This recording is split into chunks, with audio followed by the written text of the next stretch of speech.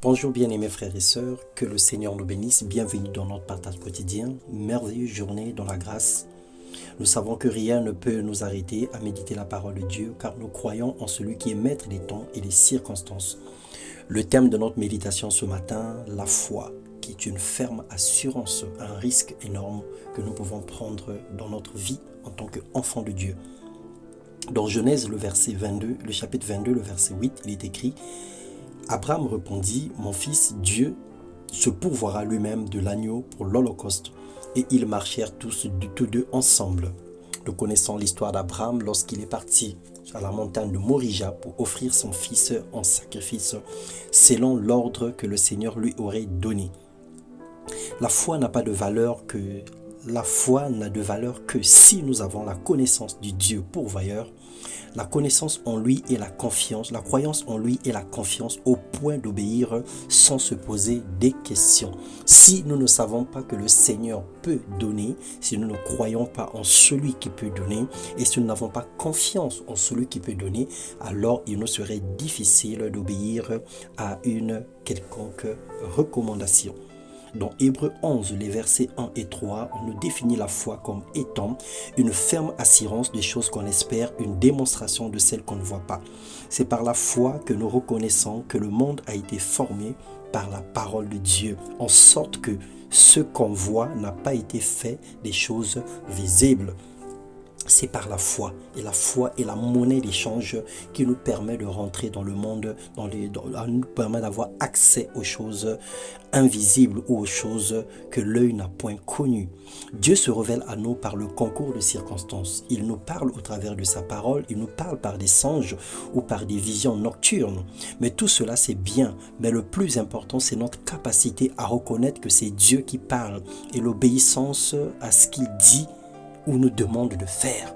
Nous pouvons recevoir plusieurs activités lorsque nous sommes couchés. Nous pouvons recevoir plusieurs pensées, plusieurs révélations qui peuvent venir de Dieu, de n'importe qui peut être la somme des activités que nous avons.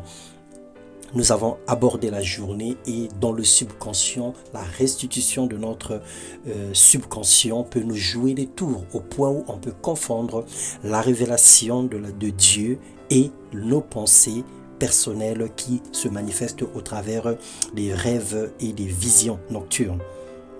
Alors si nous connaissons, nous distinguons la voix de Dieu avec la voix de notre cœur ou encore la voix d'autres choses, nous pouvons obéir facilement et connaître facilement qui est-ce qui nous parle.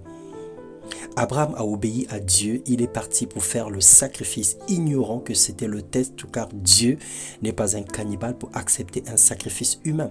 Apprenons à connaître le Dieu créateur de toutes choses, le pourvoyeur de nos besoins, la source de grâce et de toute bénédiction éternelle. Nous avons la responsabilité de chercher à connaître Dieu pour bien l'adorer. En l'adorant sérieusement, nous connaîtrons son cœur et sa pensée pour nous et pour nos familles et ministères. Dans Jean 4, le verset 22, la Bible déclare: Vous adorez ce que vous ne connaissez pas, car nous adorons ce que nous connaissons. Parlons de la femme samaritaine. Selon la richesse de sa grâce, que Dieu répande abondamment sur nous par toute espèce de sagesse et d'intelligence, nous faisons connaître le mystère de sa volonté selon le bienveillant dessein qu'il a formé en lui-même. Bien-aimés dans le Seigneur, la foi nous rend agréables à Dieu. Et lorsque nous sommes agréables à Dieu, la parole de l'Éternel s'accomplit radicalement en notre faveur, parce qu'il a dit qu'il donne à l'homme qui lui est agréable la sagesse, mais à celui qui est insensé, il lui permet d'amasser afin de donner à l'homme qui est juste. Ecclésiaste 2, le verset 26. Le Seigneur est fidèle et il est merveilleux.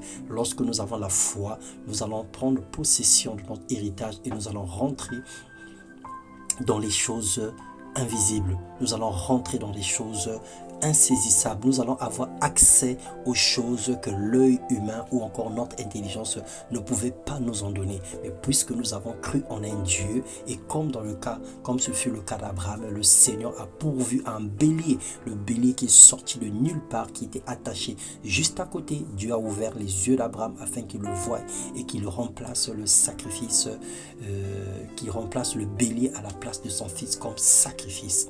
Que le Seigneur te bénisse et te rend obéissant à ta parole. Et surtout que le discernement te permet de distinguer la voix de Dieu et la voix du diable. Te permet de distinguer la vision et l'ambition. Te permet de distinguer tes pensées et les pensées de Christ.